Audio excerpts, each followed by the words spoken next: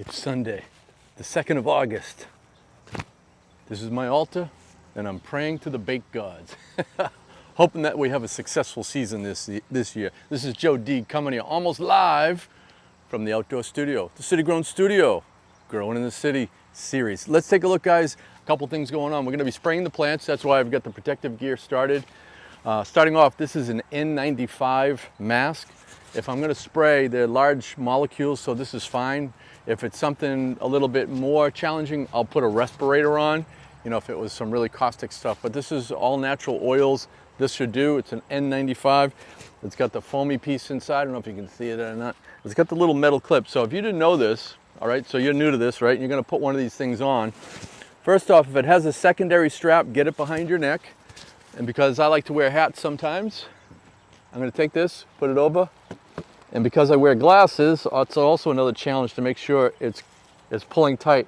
Now this piece right here is a metal aluminum. You can pinch it right up to your nose so you get a good seal all around your face. That's the most important part.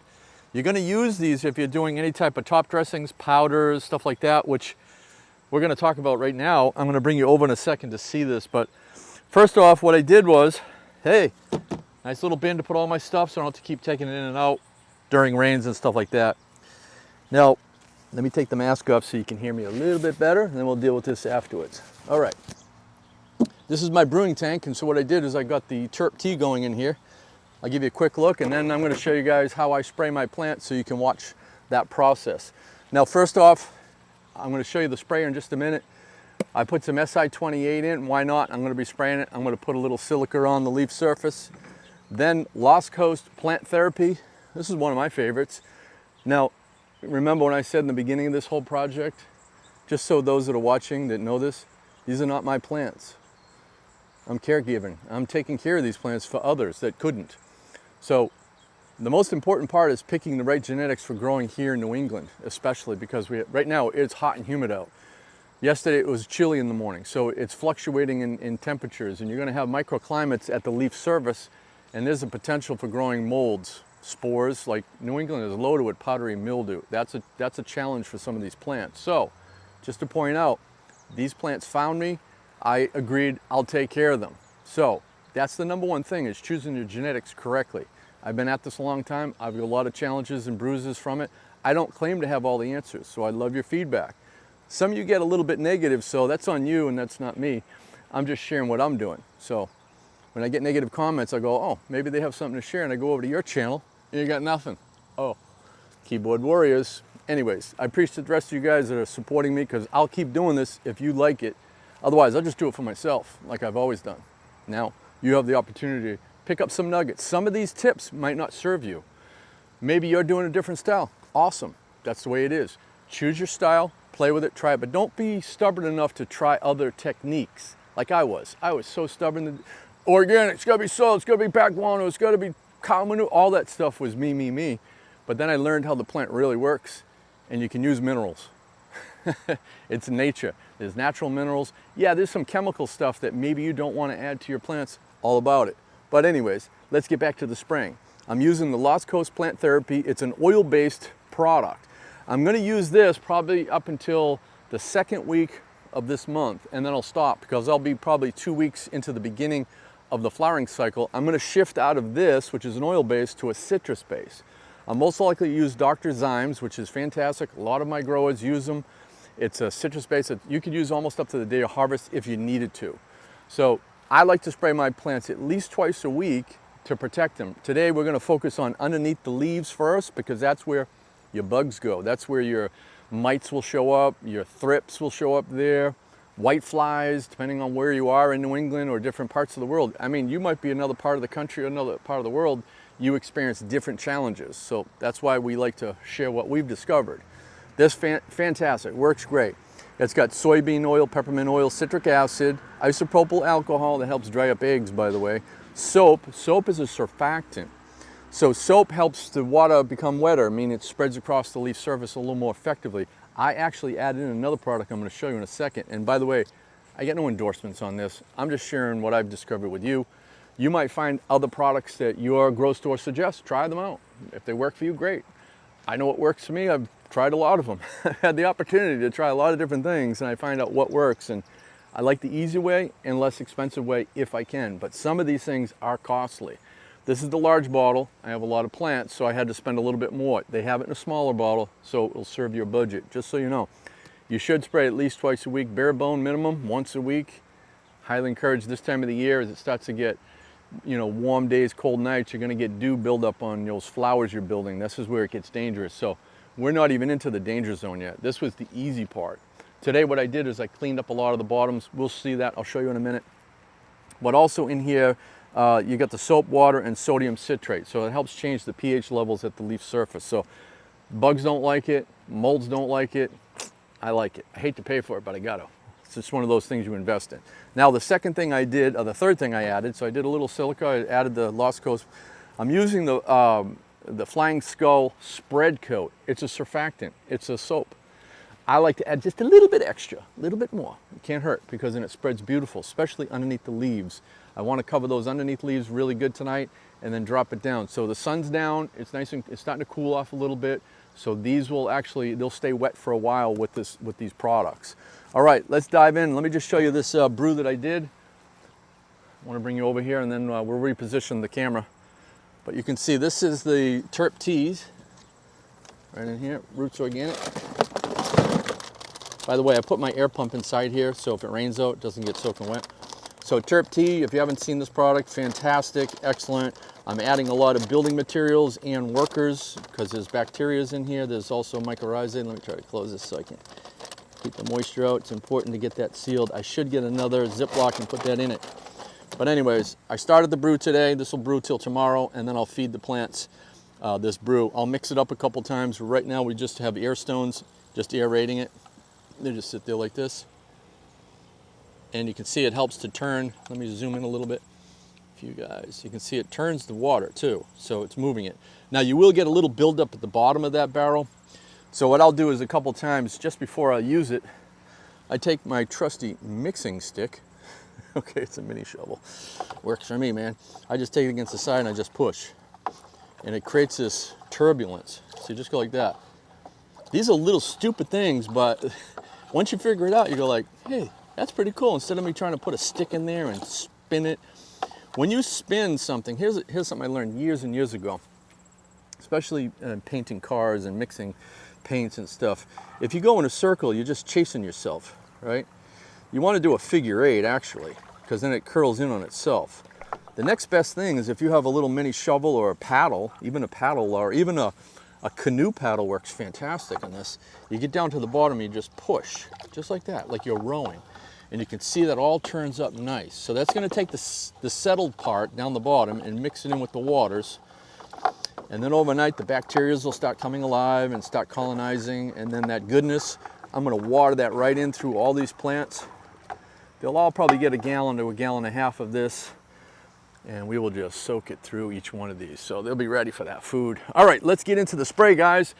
You can just watch on this. I'm gonna explain a couple things. I'm just gonna bring my little pile of buckets over here so I can stack this up for you guys. That means the camera, so you can see the angle. All right, here it is. This is my little bucket setup. This is my little, it becomes part of my tripod stand. All right, first off, one of the things I love about this community and this culture is that people are willing to share. And a lot of things I have gotten just phenomenal gifts from people and support from people. Like these plants found me. I wasn't quite ready. I hadn't planned on doing an outdoor, but here I am. I'm doing an outdoor. They found me, I'm serving. All right, at the end, they'll serve me back. Some of it is gonna get shared with the grower that started it, and I made an agreement. I always hold my agreements. Some I got, hey, they're gonna go away, they're gonna get tossed. Do you want them? All right, we'll do this. The other thing about it is I've had people support me with like the free nutrients over there. Check that out. That's $150 worth of free nutrients, and I'll put it to work because those that know me know that I like to share. And sharing is truly caring, and it's also good karma into the universe. So when you give without expectation, things will come back to you. All right, so let's get into spraying. A little deep there for you, a little deep. I just want you to understand who I am as a person. I care about the plant, I care about people, I care about teaching.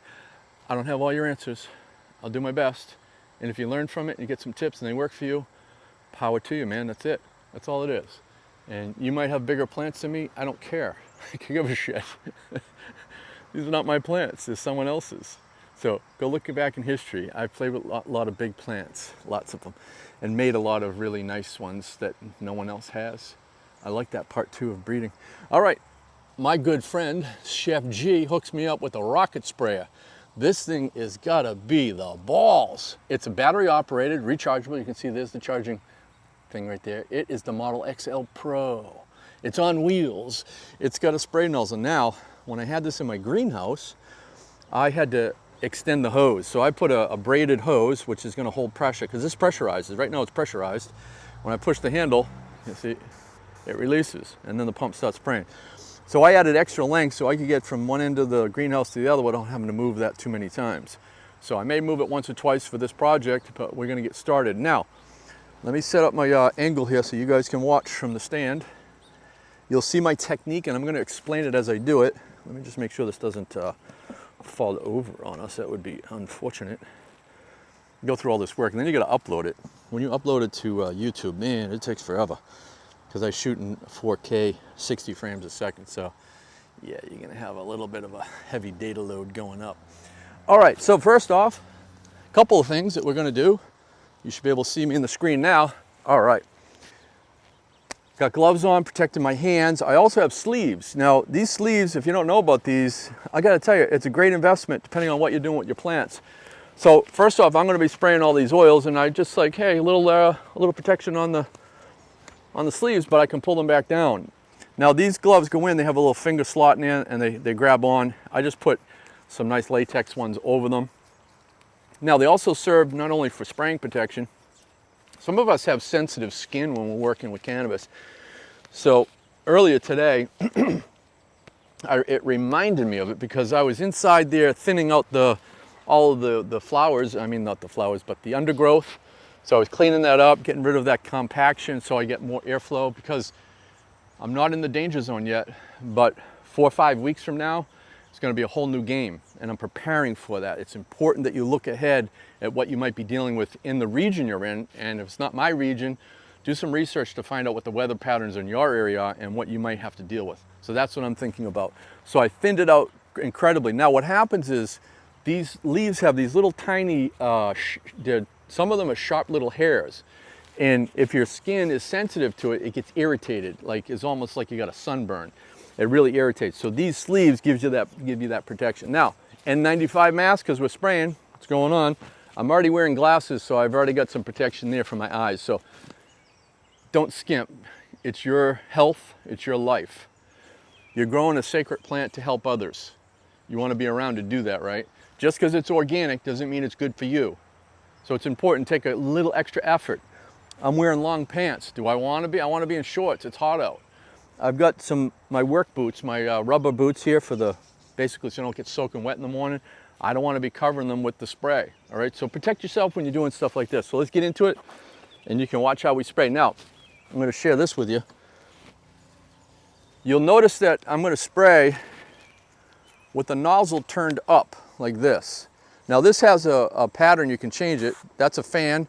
I can go straight if I want. If I can go really far, I can go really far. But in this application, I'm looking for atomization of the water droplets the best I can. And keep in mind, I have a surfactant in here, an added one, which is spread coat.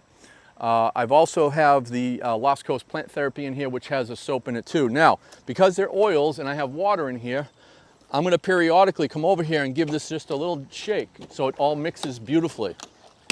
I want it to be homogeneous, if you will. I want it to be mixed.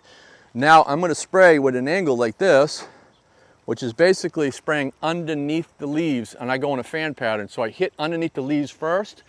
That's where your bugs are going to be. Your mites will be there, your thrips and whiteflies will gather there, and maybe some other bugs in your area. And so we want to make it uninhabitable. We want to make it, you don't want to be here. Also, the tops will get sprayed too. That'll protect it from any spores that are landing and any other additional bugs like the beetles that come out at night here in New England. All right, let's mask up. Let's make sure I've got my trusty top piece on. There we go. Leave it on the outside of the hat. There we go. All right, now let's get into spraying, guys. Let's start right here. Why not?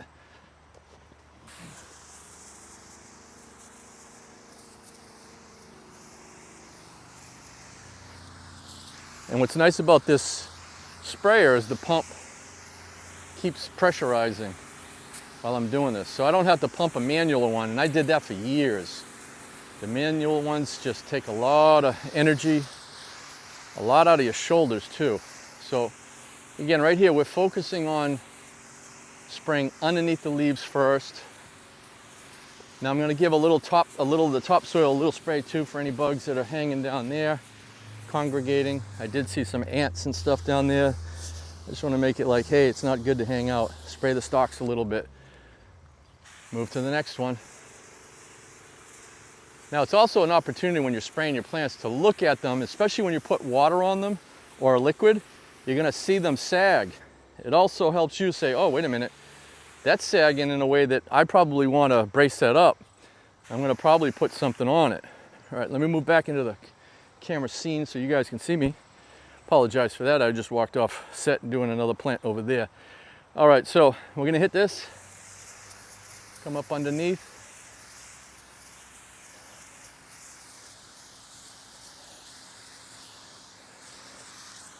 And don't worry if you don't get every little tiny bit. It's not critical, because you're going to remember, if you're using a recipe like I do, I spray twice a week. And I'm trying to prepare the plant and myself to be able to get through the tough season. Those of you that are watching the channel and have grown in New England, shout out. Tell us where you're from, and you know, if you met with success, didn't meet with success. It's not, well, you know, it's not, I like to say, it's not failure. I've had a lot of challenges, and I've had what I consider failures, but are they failures or are they opportunity to learn? I found it to be an opportunity to learn, so I can take the positive. Is the glass half full or half empty, right? What did you say? You said half full? You said half empty? Well, I say it's full. Half H2O, and the other is air. Oxygen, baby, full, always full. What do you do with lemons? You make lemonade, baby. All right, so you're gonna be met with challenges in growing herbs. But the only time you really lose is when you quit, you give up. Don't ever give up. It's just the difference a day makes for a lot of things in your life. Not just growing weed, everything. There's great change coming to this world, and some see it as negative and some see it as positive. I see it as positive. The reason I see it as positive is because I create my future. You do too. It's by your dominant thoughts. Thoughts become things. Remember that. The key is learning how to do it properly. Thinking about it, that's in fiction. That's in another dimension. That's another realm. This world here, this is the vibrations. This is light. Write down what you want. 20 things you want in your personal life, 20 things you want in your private life or your business life. Write them down. And when do you want them? There's your order to the universe. And just stare at it and watch it. But it has to be a dominant thought. What is it you want?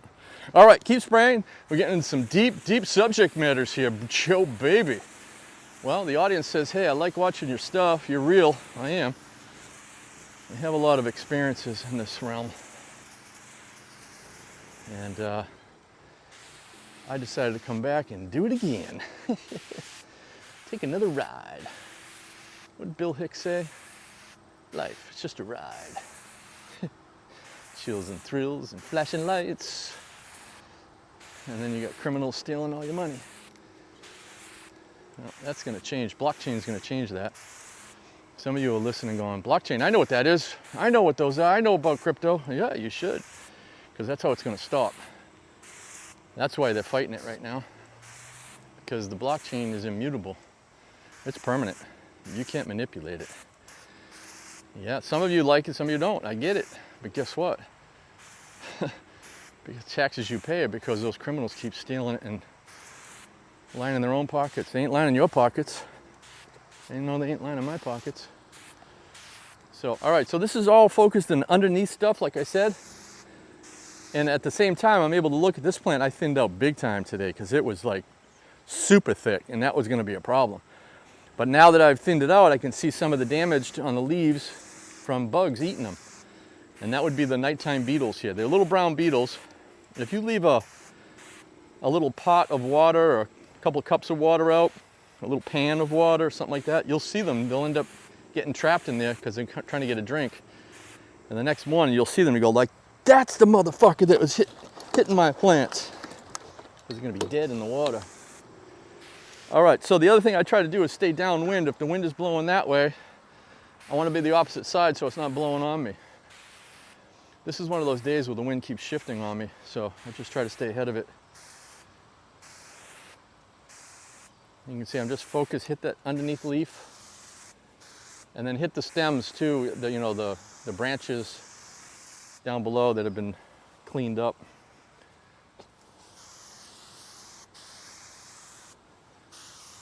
Now I was fortunate that my friend Gordon, he's an incredible person.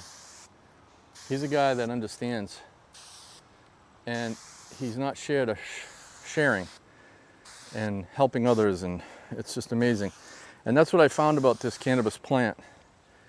It bridges the divide. It brings people together. You know, I've been in circles where I don't know the person. I'm like, who's that guy? Oh, you smoke weed? Oh, that's pretty good weed you got there. Well, tell me about it. And all of a sudden you start talking about it, and I was like, oh man, they're my tribe. And you know, the man wanted us to be all separated. Well, that's not gonna happen anymore because we're waking up to the bullshit. All right, so now I'm doing the tops.